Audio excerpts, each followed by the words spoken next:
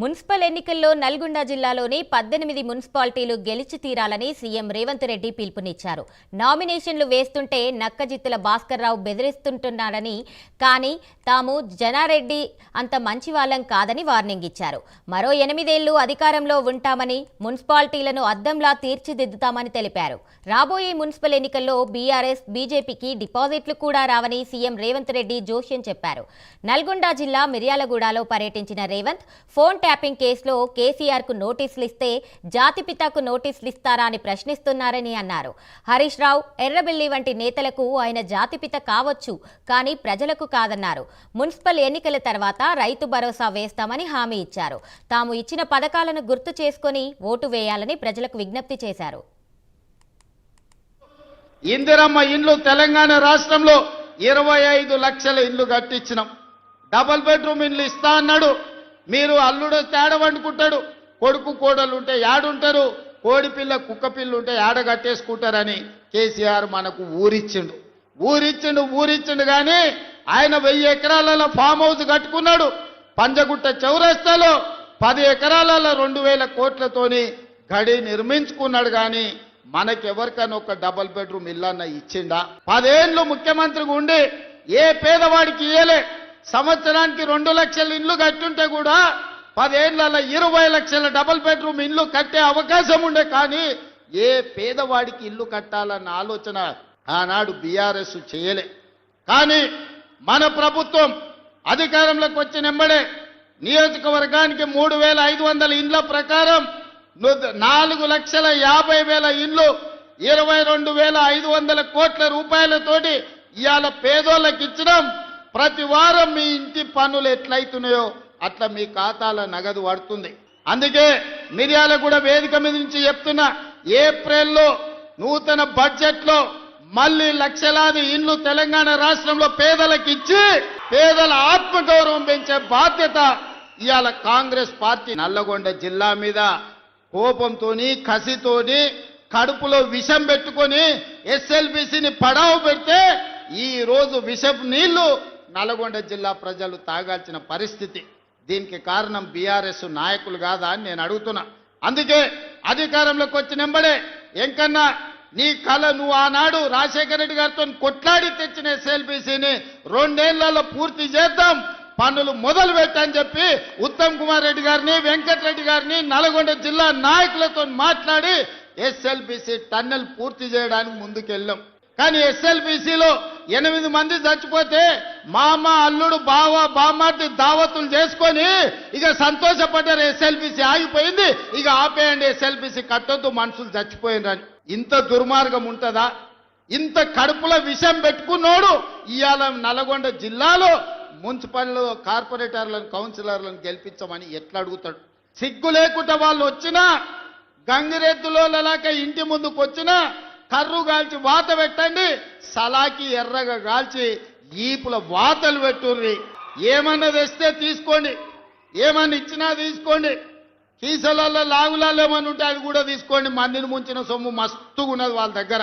ఒకనొక్కడు ఎకరాలలో ఫామ్ హౌజులు కట్టారు, పెద్ద పెద్ద బెంచ్ కార్లు కొన్నారు, గంజికి గతి లేని వాళ్ళు కూడా. అవన్నీ మనల్ని ముంచిన సొమ్మే, మందిని ముంచిన సొమ్మే. టీఆర్ఎస్ వాడు వచ్చి ఏమి ఇచ్చినా తీసుకోండి, చెయ్యాల్సిన లగ్గం చెయ్యండి. మన అసెంబ్లీ ఎన్నికల్లో ఎట్లయితే మిర్యాలగూడల 40-50 వేలతోని లక్ష్మారెడ్డిని గెలిపించారో, పార్లమెంట్ ఎన్నికల్లో రఘ్వీర్కి 5,60,000 ఓట్ల మెజారిటీ ఎట్లిచ్చిండ్రో ఇవాళ అదే విధంగా నల్గొండ జిల్లా ప్రజలు కాంగ్రెస్ పార్టీకి అండగా నిలబడండి. కానీ పెళ్ళామొగుడు ఫోన్లలో మాట్లాడుకుంటే కూడా ఫోన్లు విన్నారా? ఇంత సిగ్గు తప్పినోడు ఎవడన్నా ఉంటాడా? వాళ్ళ బతుకు చెడా. పెళ్ళమ్మొగుడు మాట్లాడుకుంటే కూడా జోలి ఇంట ఆడా ఎవడన్నా? జడ్జిలను వదలలే, జర్నలిస్టులను వదలలే, ప్రతిపక్ష నాయకులను వదలలే, పెళ్ళమ్మొగుడు జోలి వదలలే. సినిమా తారాలు మాట్లాడుకుంటుంటే వాళ్ళను కూడా వదలలే. ఎవడు ఏది మాట్లాడుకున్నా వాని ఫోన్లలో ఏం మాట్లాడుకుంటుండో వీడికి ఎందుకయా? ఈడేమన్నా మనిషేనా? అసలు మానవ జన్మ ఎత్తడానికి అర్హత ఉందా? మంది ఫోన్ తినేటోడు అసలు మనిషా? అన్నం తినేటోడు ఎవడన్నా పెళ్ళమ్మొగుడు మాట్లాడుకునేది వింటారా? అట్లాంటి సన్నాసులకు మన పోలీసు వాళ్ళు నోటీస్ ఇచ్చారు. మా జాతిపితకు నోటీస్ ఇస్తారని. ఎవరికిరా నువ్వు జాతిపితవు? ఎవడు నీ జాతి? వినోదరావు నీ జాత? ఎర్రబల్లి దయాకరావు నీ జాత? కుక్కడపల్లి కృష్ణారావు గారు నీ జాత? లేకపోతే తన్నీరు హరీష్ రావు గారు నీ జాత? నీ జాతికి పిత ఉండొచ్చు, మాకు మా నల్గొండకో లేకపోతే మా పాలమూరుకు నీ జాతితో ఏం పని? నీ జాతి ఏంది? నీ నీతి ఏంది?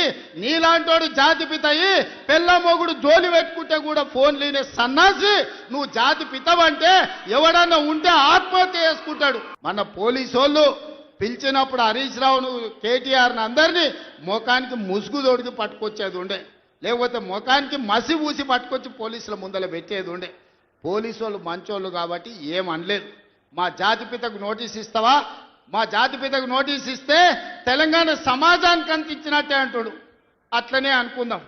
ఒకవేళ మీకు నోటీస్ ఇస్తే తెలంగాణ సమాజానికి ఇచ్చినట్టే అంటున్నావు కదా, మరి నీ జన్వాడలో ఉన్న ఫామ్ హౌస్ మా తెలంగాణ ప్రజలదా? నీకు నోటీస్ ఇస్తే మరి తెలంగాణ అందరికి ఇచ్చినట్టయితే నీకున్న ఎర్రవల్లి ఫామ్ హౌస్ తెలంగాణ సమాజం అందరికి ఇస్తావా? జన్వాడలో నీకున్న ఫామ్ హౌస్ అందరికి ఇస్తావా? మొయినాబాద్లో హరీష్ రావుకున్న ఫామ్ హౌస్లో అందరినీ రాణిస్తావా? మీ టీవీలు మీ పేపర్లు మాకు ఇస్తావా? 1000 కోట్ల రూపాయలు తెలంగాణను కొల్లగొట్టిన దాంట్లో తెలంగాణ నిరుద్యోగులకు ఏమని ఇస్తావా?